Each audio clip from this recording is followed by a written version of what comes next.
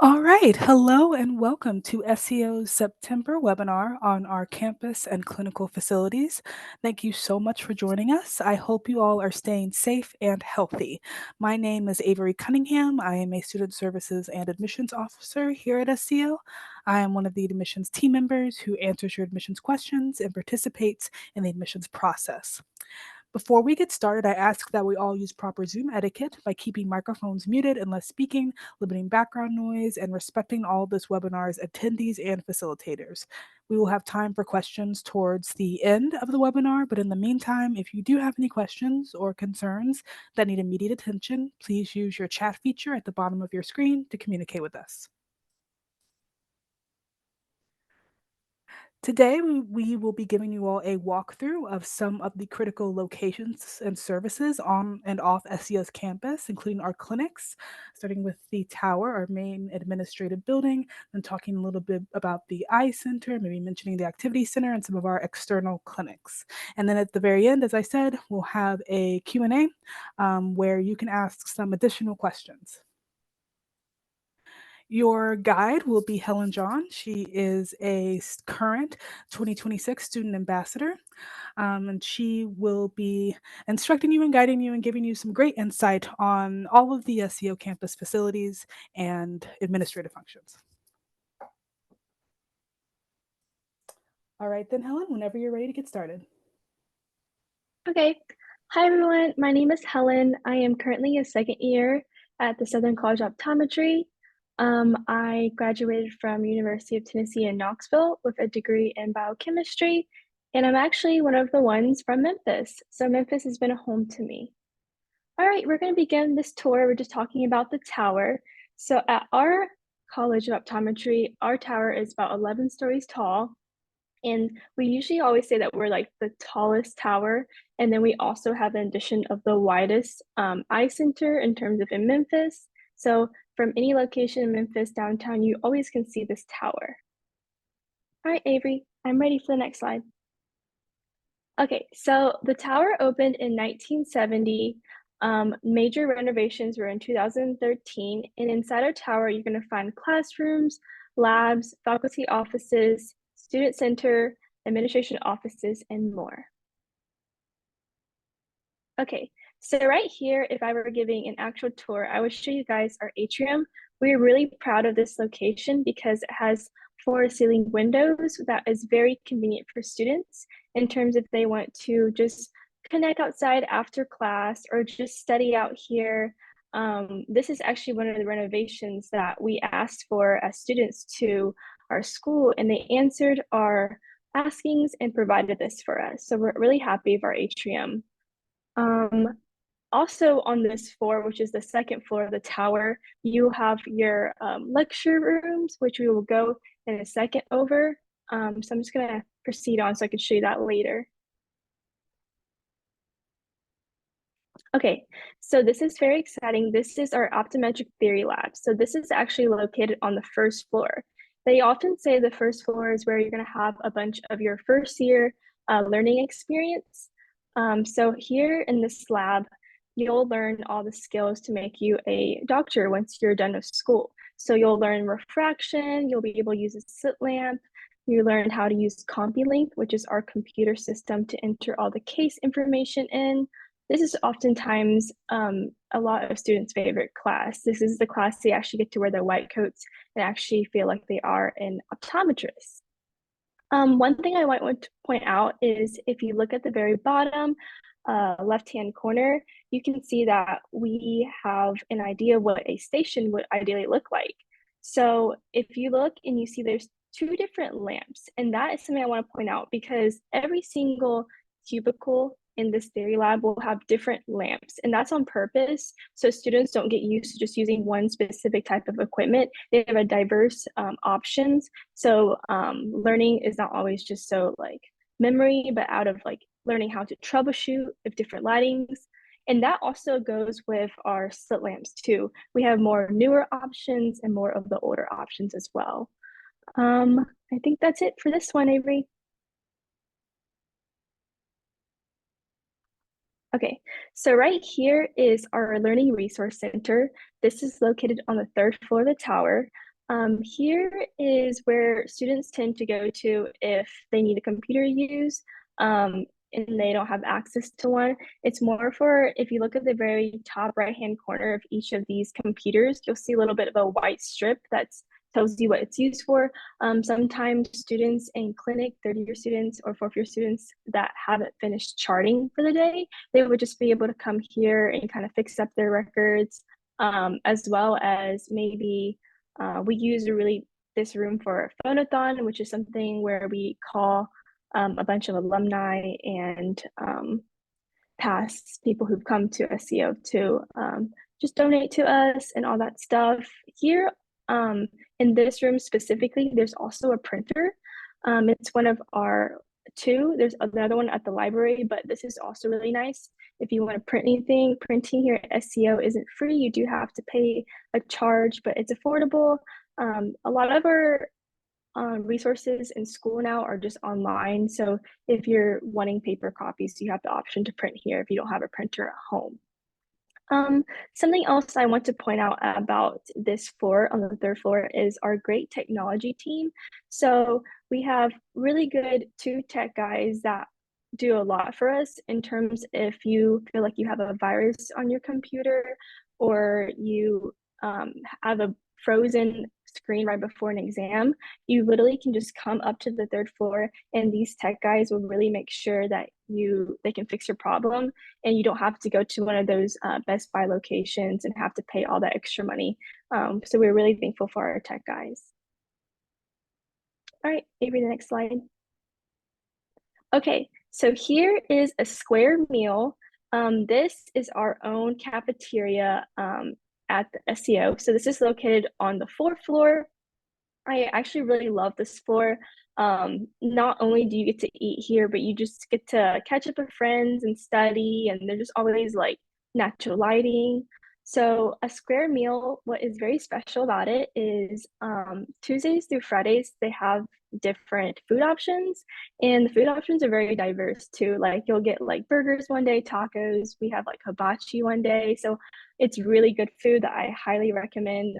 Students, if they can't like pack a lunch because they had a chaotic week and they just want to just purchase lunch, they can just come up here and do that. Not only purchasing food is an option, but students who do pack their lunches, we do have refrigerators and microwaves on this floor, as well as vending machines if you want a quick energy drink or a snack in between lectures.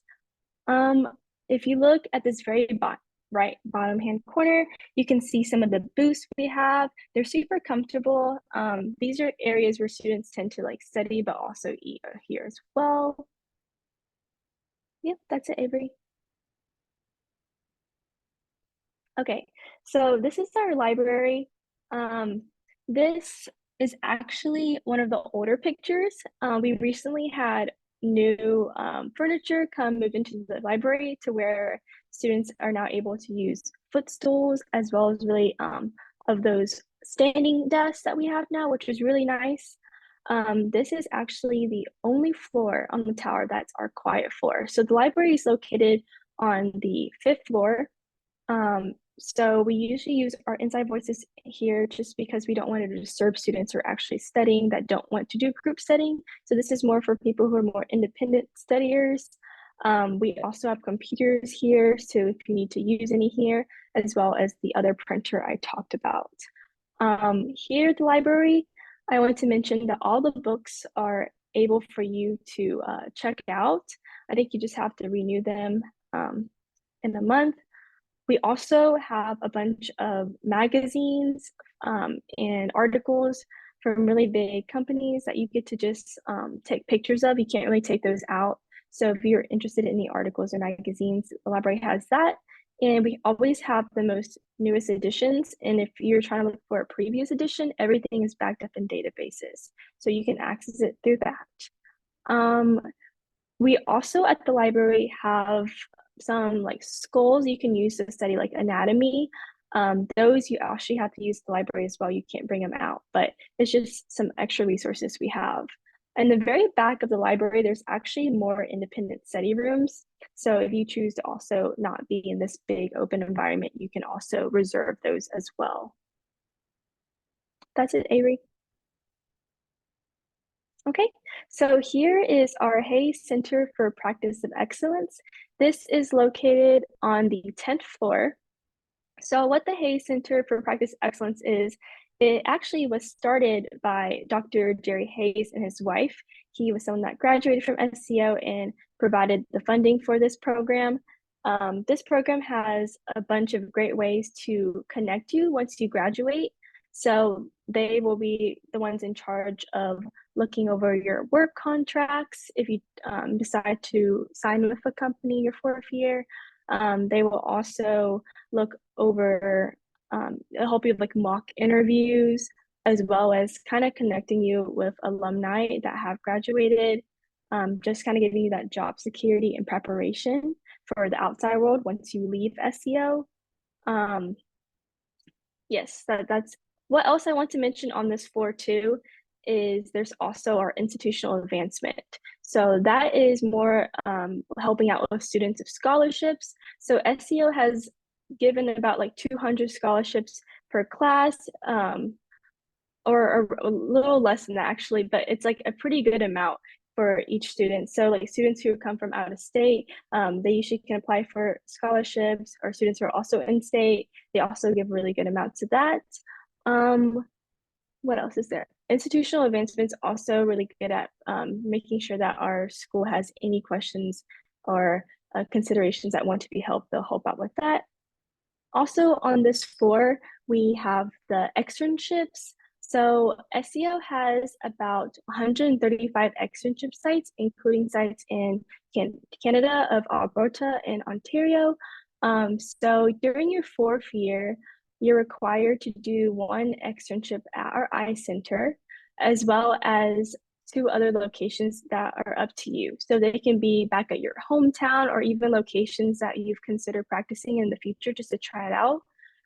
So in addition to those externship sites, one of them will have to be at an institution, which will be the eye center.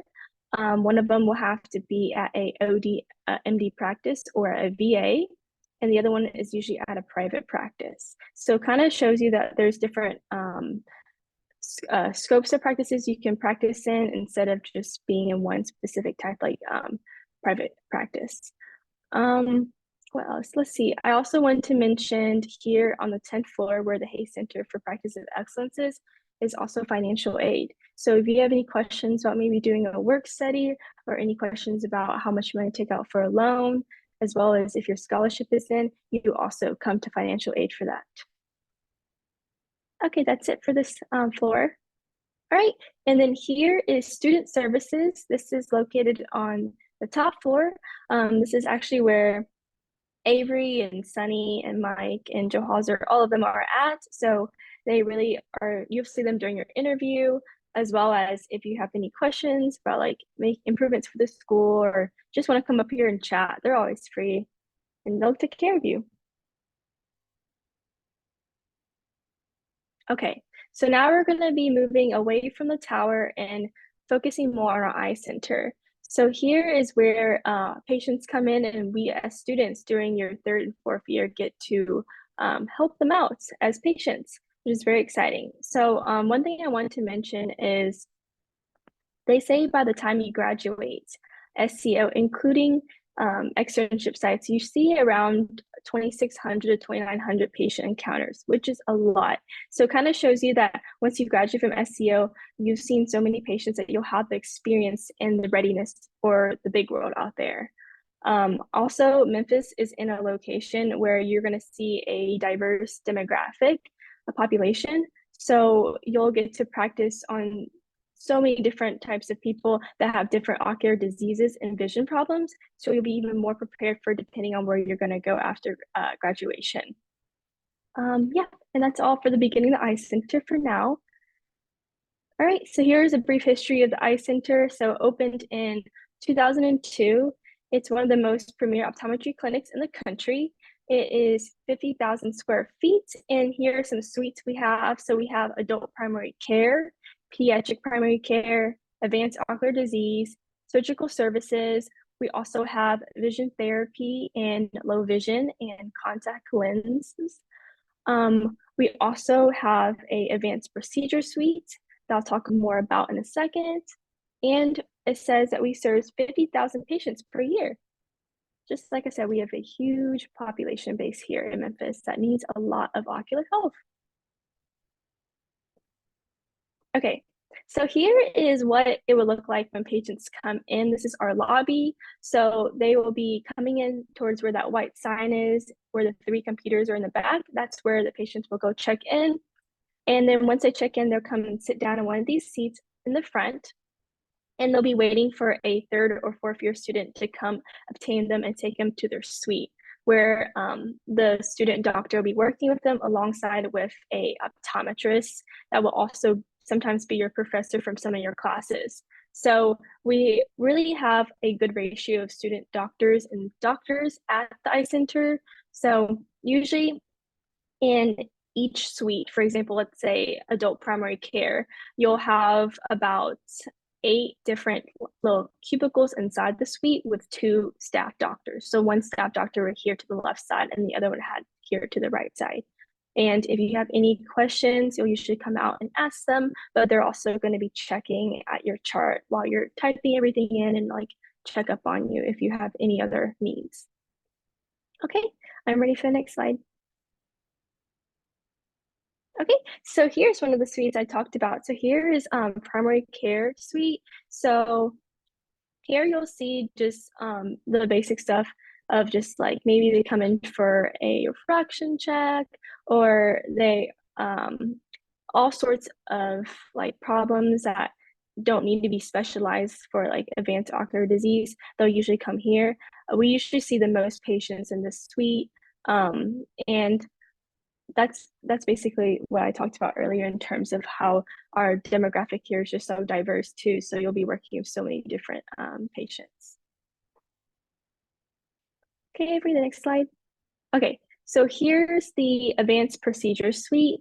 So this is actually pretty cool. So other than like optometrists coming in to observe some of the laser stuff that we're doing, they also get students also have the opportunity to perform. So just a little bit of background before I go deeper into this.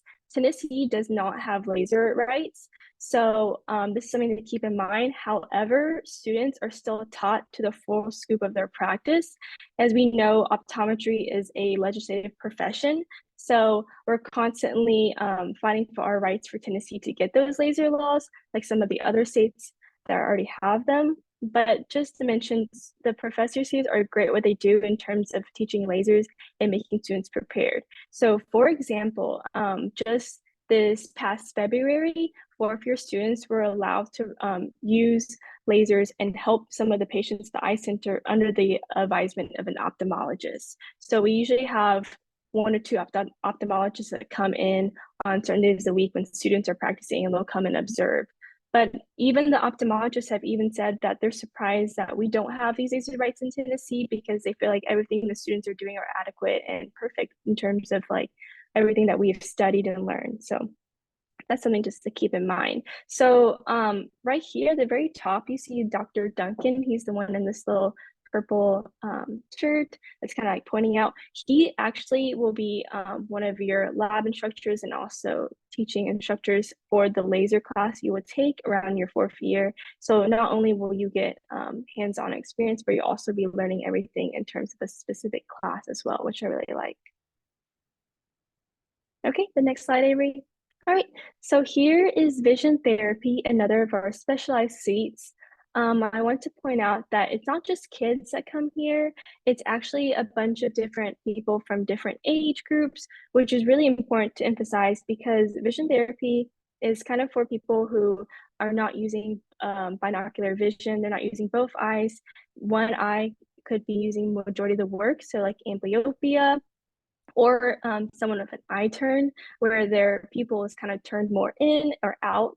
And so vision therapy is able to help these people with these problems to be able to see binocularity and clear. So you can see the very top, they're playing some games to kind of help the child be able to see correctly with both eyes. I also want to point out that vision therapy has a bunch of different new technology now. So if you look at the very bottom right-hand corner, you can see she's kind of doing a visual field test, kind of where you're making sure that you're able to see out of your peripheral vision and not just your central. So there's a bunch of those things too. So we make sure that people are not doing too much work and they're able to use both vision correctly. All right. So something that I was really drawn to about SCO is the fact that we have practice suite for NBEO Part 3 exams. So we actually have two of these rooms at the eye center, and they're actually the exact replica of what it would look like in where you're going to be taking your Part 3 boards in Charlotte, North Carolina. So students get to kind of practice outside of their classes or labs, and you can have classmates or even instructors come in and like check up on them. I'm pretty sure there's also a camera at the very top of these rooms, so if you wanted to like record yourself and then play it back for a professor or a classmate later, you can watch that and really nitpick all the little things that you could have improved on. So I just like the aspect that we have two rooms that kind of prepare the students ready for the Part 3 of boards. All right, so here is what our optical looks like. So during your second year, you get to actually get hands-on experience of watching, like shadowing students on fitting the glasses on the patients. It's just important to note that even though optometrists aren't the ones that do the work that what opticians do, you still want to be able to understand how the business side works, and because you might end up opening your own private practice once you graduate and you're going to have to teach your techs how to do all this stuff. So it kind of gives students that leeway to like be ready for that. So that's why starting your second year, you're going to be shadowing some of the third and fourth years who actually do rotations out of optical, and during your third and fourth, you're actually going to be doing a few days in here instead of just seeing like adult primary care or cornea contact lenses or low vision. So you'll have experience on that. We here at the optical have so many different brands of frames. So patients always have a great option in choosing something that fits their needs. I think there's going to be a slide later down the road where it has some of our other like not extern, but like extra sites that also are affiliated with SCO and its optical. So I'll just talk about that later. Okay, so here is another suite we have. It's for peds, so little children. One thing I do want to point out is not only do we have a ped suite, but we also have a teen suite now. So we decided to separate them because we noticed that some kids were kind of outgrow some of the certain things that the constant student doctors and optometrists at the SCO would constantly see, and it was just more efficient in terms of patients coming in and not spending too much time. So we saw a great increase once we have split off our suites to peds and teen, and helping the doctors and student doctors be more efficient with their exams. So that's something I also want to point out. Peds is actually really like hard home for me because I actually was a patient at the eye center before I became a student. So I actually started off with my first pair of glasses here in peds. So what is a really good thing is you build connections. So once you start seeing kids at this age and then they eventually move on to teen clinic or then adult primary care, you get to build this connection. So we get a lot of our patients because they start off from this age and they constantly come back to see us because they've had a good outcome with us. So this is where it all starts. Okay, read the next slide. Perfect. Okay, so this is ocular disease. So this is usually for patients that maybe have like diabetes or hypertension that we can like look at the back of their eye and see all those. So the thing about Memphis is we are in a location called Ground Zero for patients that have high hypertension levels and diabetes. So you'll see a lot of patients with this at the eye center at Memphis.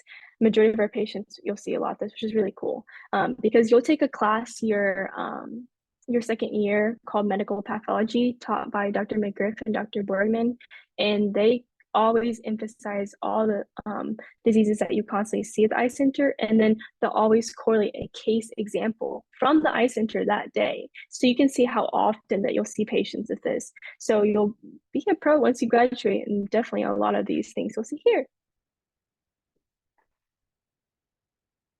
Okay, so yes, so here are some external clinics.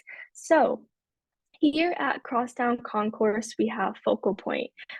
So that is more of a boutique wear of glasses that is also affiliated with our school. So students during their third and fourth year, instead of always being at our eye center, they'll have some time here at the Focal Point to also see patients with dry eyes and also help them in terms of the optical boutique wear.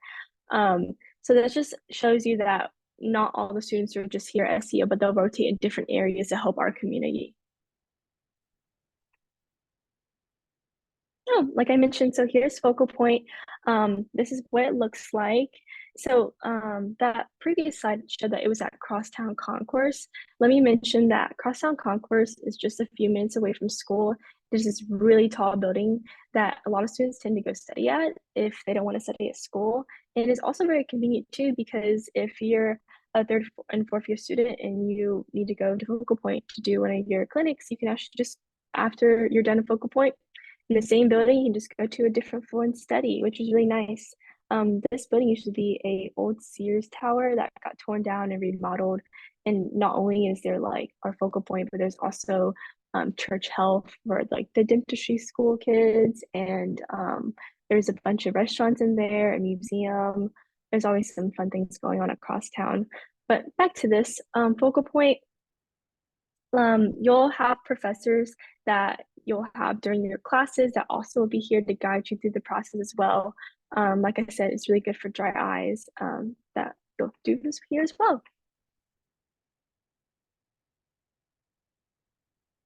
Everything, oh, perfect. All right, so here is another of our external clinics, and it's called the University Eye Center. So it's affiliated with the University of Memphis that we also work with. So this is more for students at that college that maybe just need us to like check on their eyes and provide glasses for them. So this is just another location that we partner with. Okay, and that was the end of this virtual tour. Thanks for coming along with me. I hope it was informative and you were able to see things from a virtual perspective. So if you have any questions, you can just type them in the chat and I'll be glad to answer them.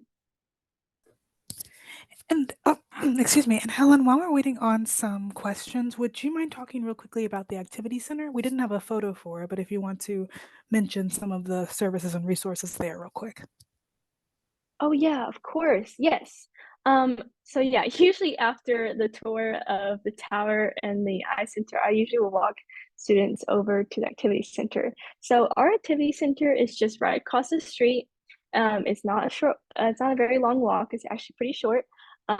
So at our activity center, you'll have to have a badge to enter, and you can always bring like a spouse or a partner as well, as long as they just check you with your badge. But what our activity center has is a full like workout area. So we have treadmills and bench presses, a lot of all that equipment. For people who work out, you definitely know where all that stuff is more than me.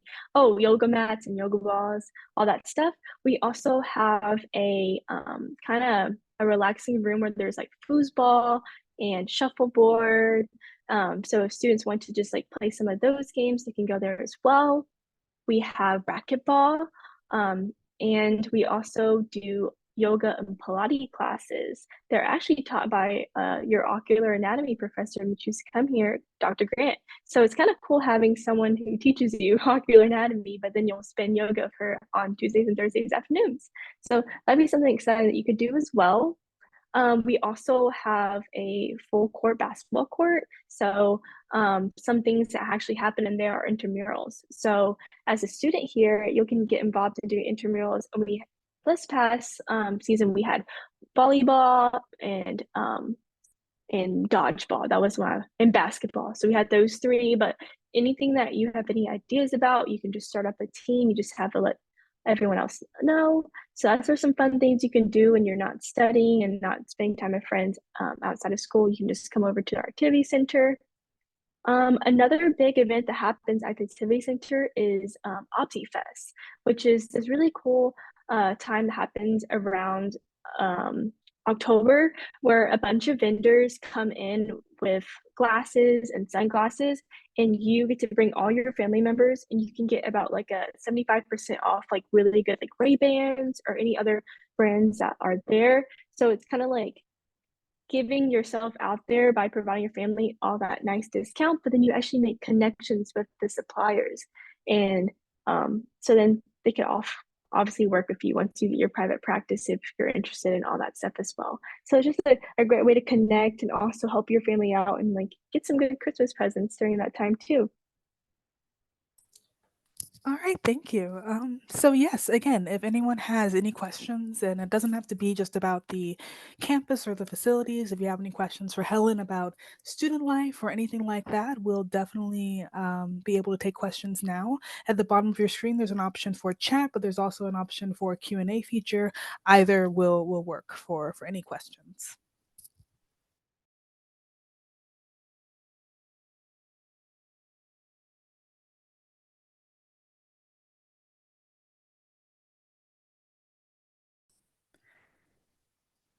All right, then, and maybe while we give them a few seconds, Helen, something that students are always interested in is the travel time to campus. From where you live currently, what is it like actually getting onto SCO's campus? Oh yeah, that's a great question. So a lot of my classmates live on this area called Mud Island.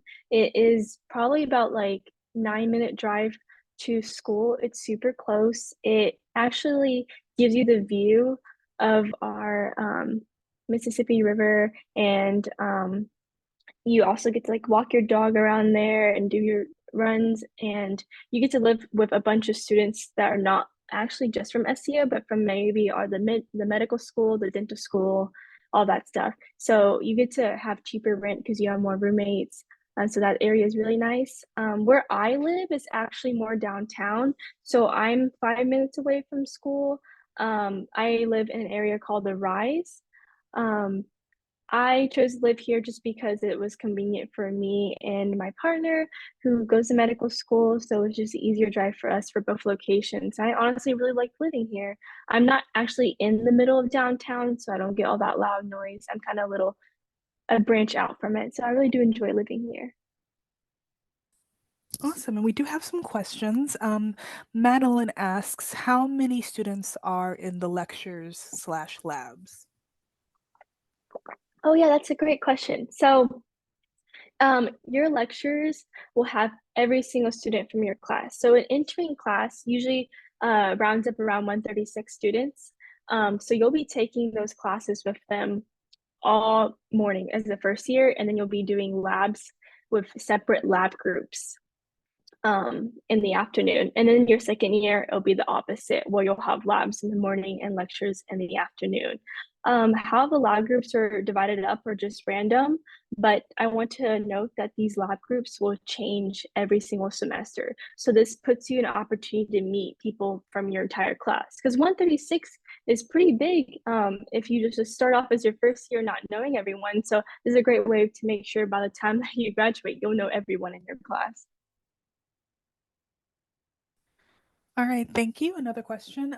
Do you need a car at SCO? Um, I recommend a car for sure, just because we are kind of near downtown as a school, and you don't really want to be walking in this area.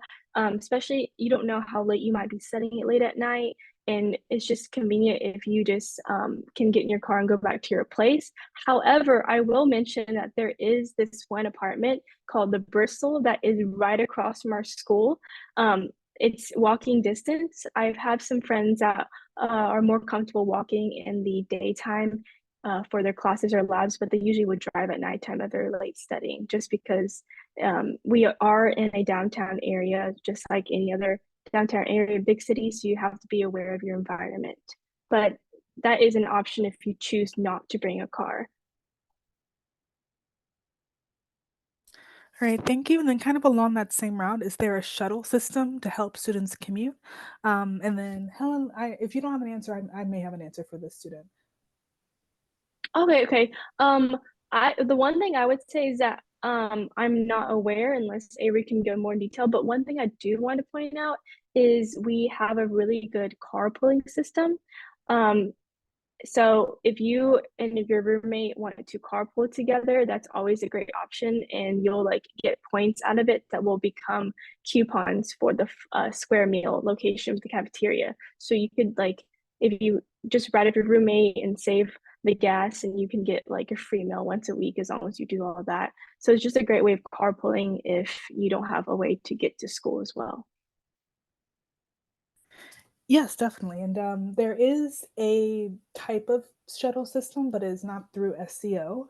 The medical district occasionally has a system called Groove, where you can use a separate app to request to be picked up from one location and taken specifically to the medical center. It doesn't really work for the entire Memphis area. There's a set route where that's shuttle system or rideshare system will take you, I believe it's only maybe $1 per ride, so it's much cheaper than Uber. But again, they're only set locations where they'll take you, but they're pretty available to a lot of students if you don't have a car, or if there's a situation where you don't have access to your car, or if you can't carpool with one of your peers. Let's see, there's another question. What kinds of work study opportunities are available for SEO students? Which is great, Helen, since you were a work study.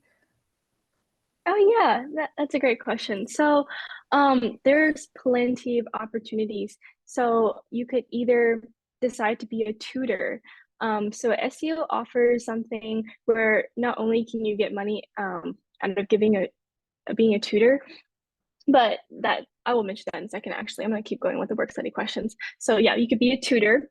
You can be helping out with student services, something I did over the summer, just helping filing papers and like making sure that you can like give tours and maybe some of the students that are thinking about coming to SEO. There's also some stuff that you can do with the I Center in terms of the business office. So you can like enter paperwork in for patients medical records and stuff. So when they come in, they'll be like having a more efficient thing with the doctor. There's also work studies at the library. So those are some of the good ones because you get to study, but also work while getting paid. So you'll just be listed in the library in case anyone wants to check out a book. But other than that, you can just do homework during that time. Um, there's that. There's also work studies at the activity center. So students who want might check out equipment to maybe use the racquetball or play basketball, you can like help out with that and just get paid sitting there doing your homework if you're not doing that. Um, there's also some financial aid, so helping them also file paperwork. There's just so many opportunities dispersed out, and the best part is you're still a student and you get to study in a lot of them. So, and they range where $15 to $17 per hour, depending on the work study. So if you're a tutor, it'll probably be more on the 17 side. But if you're just using work studies to like the library, the activity center, it'll probably be 15 an hour. Um, One thing I do want to point out that I was able to talk about was our great tutoring service. So I know like sometimes and maybe undergrad, a lot of students were hesitant about reaching out to get a tutor because they didn't want to look down upon it for some reason. But the thing about SEO is you're taking these classes with the same classmates and you're going through the same curriculum that if you ever want a tutor, you can just request one and you don't even have to meet with them every single day or whatever. You can just schedule it with them. And you get to have someone from an upper class tell you about maybe how this professor writes an exam so you feel more comfortable having to study, like is this information too much? So all that is very nice to have a tutor for, and all you have to do is just reach out to Dr. Leibowitz, who is in charge of the academic support services, and just tell her you're interested in getting a tutor, or if you want to be a tutor, once you're a second year, you can have the advantage of doing that and so on. Awesome, thank you. How many people are in each lab group? I would say about 30. Does that sound about right in your experience, Helen? Yeah, yeah, 30. Awesome. How many patients do students see per day on during clinical days? Do they vary based on what year you are? I might be able to answer this, Helen. Since you're second year, you may not have a great idea yet, but do you want to tap in? You can go first. I'll touch up on anything that I can add. Okay, very good. So per day, it is going to vary a little bit, not only by what year you are, but where you're seeing patients. For a third year, you're still going to be doing your labs and your lectures. So you're not going to be doing clinical rotations full time. So you won't be seeing as many patients as, say, for example, you will be as a fourth year when you're going fully clinical and you're also doing your externships. And like I said, it will depend on what clinical location you're at. For example, with the eye center, since we see so many patients in general, about 50,000 per year, the amount of patients you'll see in a given day may be higher than where you do one of your externships, which might be, a small private practice in a smaller community where they see fewer patients a year, so you'll see fewer patients a day. So it really will depend on where you get assigned, especially during your externships. And it also depends on just the day that the clinic is having. Some days are doubtlessly going to be a bit busier than others. But yeah, anything to add to that, Helen? No, it's basically what I would have said too. It really does depend on what suite you are. Maybe like for example, low vision, we don't get as many as those, but then adult primary care is just always needs something going on. So, and during your fourth year, you're probably going to see more patients because you have less classes. As a third year, you're still going to have a few classes and then go to clinic after, or clinic first and then classes after. So and like Avery said, depending on the externship you go to, you'll it'll vary on there as well. Yeah. Alrighty, and then a question: do you have access to the tower at all times of day to practice when needed? Yes, yes, this is really good, especially when you want to maybe freshen up on those lab skills you learned from your theory methods lab. The labs actually open until 11 p.m. on like Monday through Friday, and they usually open pretty early too. You just have to be aware when maybe the first year students are in lab or when the second year units are in lab. But we have two of these theory labs, and they're side by side. They usually have a divider in between, so if one side's being used, the other is free. Um, but you also will have access to any of the other places, like if you wanted to study on the fourth floor or you eat lunch, or perhaps the library. They also have late hours as well. And security here at SCO is super, super sweet. They'll always make sure that everyone who's supposed to come in has a badge. They'll also always help you in terms if you have car trouble or you just want to walk back to the parking lot late at night. They're always there. They're very sweet. So we love our security here at SCO. Awesome. And I think this will be our last question. Is there something in place at SCO to set you up with roommates or something similar before starting your first year? Yes. So one thing we have is we have the housing fair, which is actually really nice. It usually happens around March, and students get to come to STU in person and meet their class as well as hear about some of the apartment complexes that are kind of near the school so they have an idea where to live. So that's a great way to kind of meet someone in person.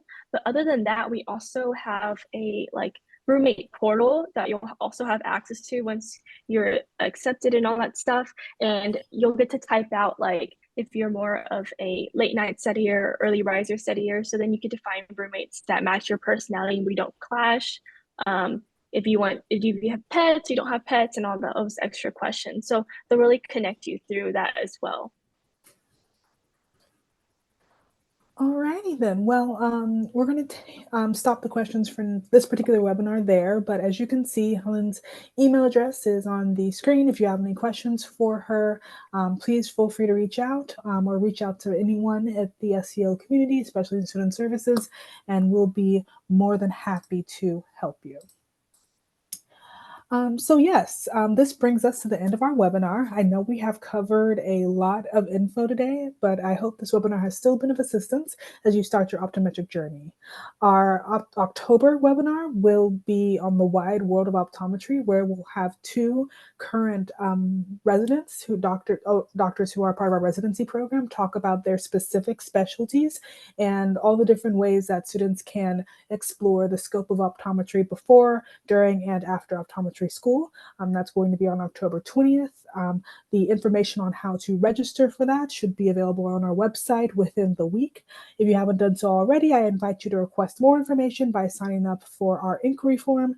You'll receive a personal advisor and a personal brochure with information relevant to your goals and experiences. Thank you so much to Helen for sharing your time and experiences, and a special thank you to all of the attendees who have joined us. We hope to see you all at the next webinar in October, but in the meantime, have a great rest of your week and take care. Thank you all.